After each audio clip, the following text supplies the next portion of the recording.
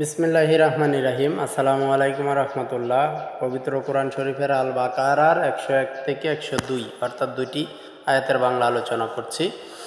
আর যখন তাদের নিকট আল্লাহর কাছ থেকে একজন রাসূল এলো, তাদের সাথে যা আছে তা সমর্থন করে, তখন আহলে কিতাবের একটি দল আল্লাহর কিতাবকে তাদের পিছনে ফেলে দিল। এভাবে মনে হয় যেন তারা কিছু জানে না। অর্থাৎ যখন কোনো না কোনো সময়ে যে নবী রাসূলগণ আগমন হওয়ার সাথে সাথে একদল লোক কিন্তু নবী রাসূলগণের ঘোর বিরোধী ছিল।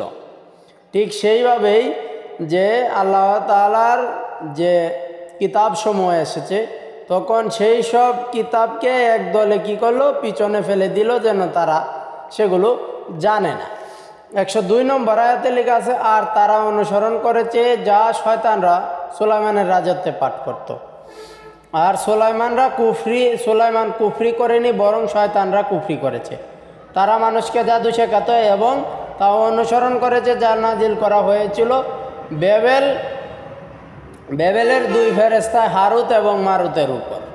অর্থাৎ এইখানে অনেক মানুষ বা ওই সময়কার লোকজনেরা অনেকেই বিশ্বাস করত যে সুলাইমান একজন জাদুকর।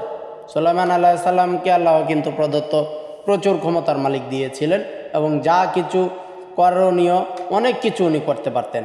তো এটা শয়তানের ধোঁকায় পরে কিছু লোকজন বলতো যে উনি কি কুফরি করছে, অর্থাৎ যে কালো জাদু যেটা, সেটাকে কুফরি বলা হয়।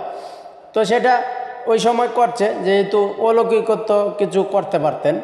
কিন্তু আসলে ব্যাপারটা হচ্ছে সুলাইমান আলাইহিস সালাম কুফরি করেনি, কুফরি করেছে বরং শয়তানরা কিছু মানুষকে জাদু শিখাতো এবং যা নাজিল হয়েছিল বেবেল এবং হারুত ও মারুতের উপর, বেবেলের দুই ফেরেশতার হারুত এবং মারুতের উপর। আর তারা কাউকে শেখাতো না যে পর্যন্ত না বলতো যে আমরা তো পরীক্ষা, সুতরাং তোমার কুফরি করো না।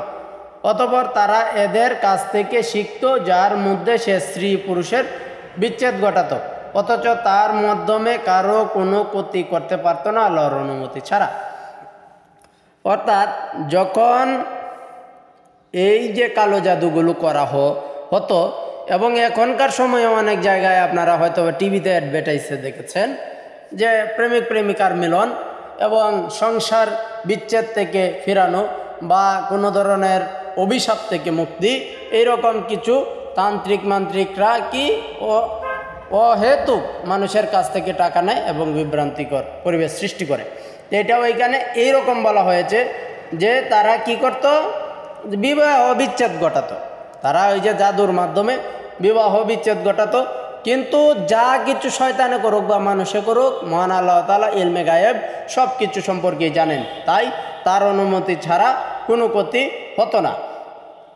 আর তারা শিখতো, তাদের ক্ষতি করত, যাদের উপকার করতো না।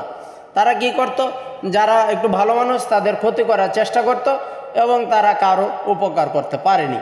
তারা অবশ্যই জানতো যে ব্যক্তি তা ক্রয় করবে আখিরাতে কোনো তার অংশ, অর্থাৎ যে এই কালো জাদু বা বিভিন্ন ধরনের হয়রানি করবে মানুষকে, তারা কিন্তু মনে মনে জানে যে আমি আখিরাতে আমার প্রচুর বিচার হবে এবং সেই সাথে আমি জাহান্নামী হব। এই বিষয়টা কিন্তু তারা জানতো। এবং তারা কি করলো, যে তারা যে ব্যক্তি তা ক্রয় করেছে আখিরাতে তার কোনো অংশ থাকবে না। অর্থাৎ যে ব্যক্তি এইসব কাজ করেছে তার আখিরাত থাকবে ভয়াবহ, সে কোনোদিনই জান্নাতে যেতে পারবে না। আর তা নিশ্চিত রূপে কতই না মন্দ, সেটা ছিল অত্যন্ত মন্দ, যার বিনিময়ে তারা নিজেদেরকে বিক্রয় করেছে। আর তারা তা জানতো না, তারা তা জানতো।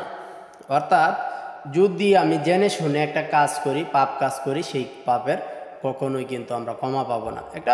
আমি কাজ করে ফেললাম, সেটা ভুলবশত, সেটা আমি ক্ষমা পেতে পারি, কিন্তু আমি জেনে শুনে একটা ভুল করলাম, সেটা কিন্তু কখনোই ক্ষমা পাবো না। এই আয়াতগুলো, এই বিষয়গুলোই সুন্দরভাবে উপস্থাপন করা হয়েছে।